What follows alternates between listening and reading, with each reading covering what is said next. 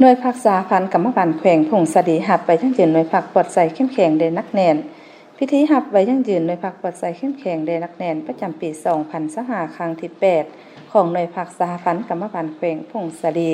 ได้จัดขึ้นในตอนบ่ายของวันที่28กรกฎาคม2026นี้ที่ห้องประชุมชั้น3สำนักงานปกครองแขวงให้เกียรติเข้าร่วมเป็นประธานของสหายธนุคำปิจวงศ์กรรมการประจำพรรคแขวงหัวหน้าคณะจัดตั้งแขวงพงศดีมีสหายนางพลแก้วคุณเสริมเฮืองกรรมการพรรคแขวงเลขาหน่วยพรรคประธานสหพันธ์กรรมการแขวงพงศดีมีคณะพรรคคณะจัดตั้งแขวงคณะกวดกาแขวงคณะโฆษณาโฮมแขวงตลอดหอดสมาชิกพรรคสำหองและสมบูรณ์เข้าร่วม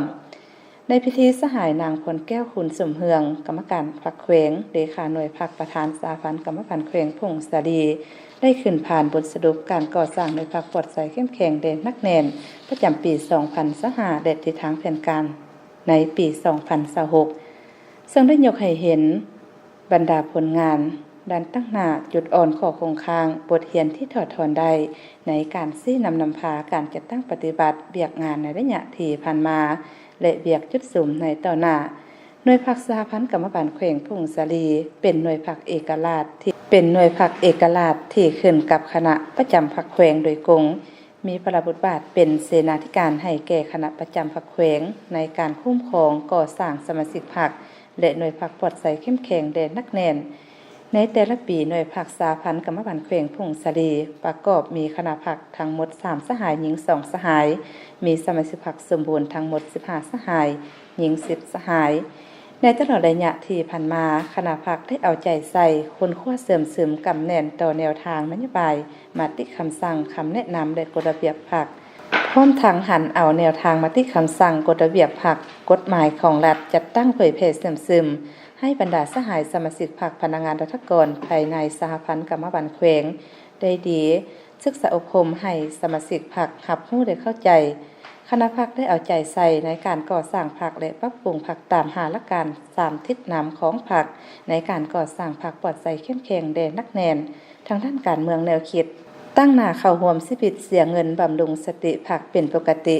จากนั้นคณะจัดตั้งแขวงขึ้นผ่านมติตกลงของคณะประจำพรรคแขวงฉบับเลขที่247/คพคลงวันที่26พฤษภาคม2026มาด้วยการอนุมัติมอบไปยั่งยืนหน่วยพรรคปลอดใสเข้มแข็งแด่นักแน่นประจำปี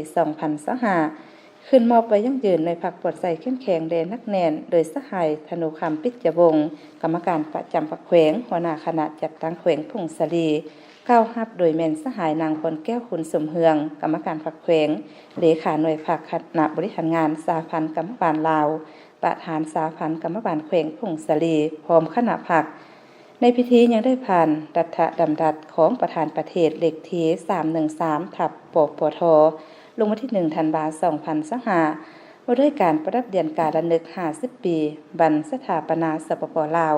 ให้ผู้ที่มีคุณงามความดีในภารกิจปกปักรักษาและสร้างสรรค์พัฒนาประเทศชาติในตลอดระยะที่ผ่านมาขึ้นประดับเดือนกาโดยสหายธนุคำปิจวงศ์กรรมการประจำพรรคแขวงหัวหน้าคณะจัดตั้งแขวงพงศดีขึ้นรับเม่นบรรดาสหายผู้ที่มีผลงานตามลำดับและในตอนบ่ายของวันเดียวกันหน่วยพรรคสหพันธ์กรรมการแขวงพงศดียังได้จัดพิธีรับมหาชนผู้ก้าวหน้าเข้าเป็นสมาชิกพรรคสำหองเติมอีกจำนวน1สหายโดยการเป็นประธานได้ขึ้นมอบมติตกลงของสหายนางพลแก้วขุนสมเฮืองกรรมการพรรคแขวงเลขาหน่วยพรรคประธานสหพันธ์กรรมการแขวงพงศดี